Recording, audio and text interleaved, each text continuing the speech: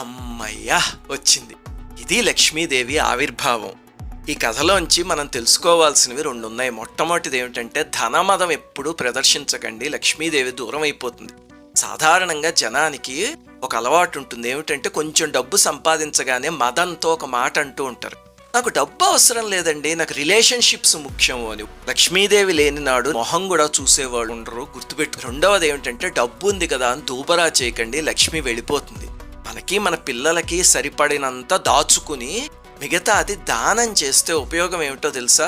సామాన్యంగా మనం పోయాక సంపాదించిన డబ్బు 1 రూపాయి కూడా మనతో రాదు, అంతే కదా, బయటికి ఈడ్చి పాడేస్తారు. అలా రావాలి అంటే దానం చేసిన సొమ్ము మాత్రమే వస్తుంది. ఈ జన్మలో మనం చేసే దానాలు వచ్చే జన్మకి ఫిక్స్డ్ డిపాజిట్లు చేసుకోవడం లాంటివి. అందువల్ల లక్ష్మీదేవి విషయంలో ఎప్పుడూ నిర్లక్ష్యంగా ప్రవర్తించకండి. ప్రవర్తిస్తే ఇంద్రుడంతటి కూడా పతనం అయిపోయాడు. ఇంకా మనం ఎంత? శ్రీమాత్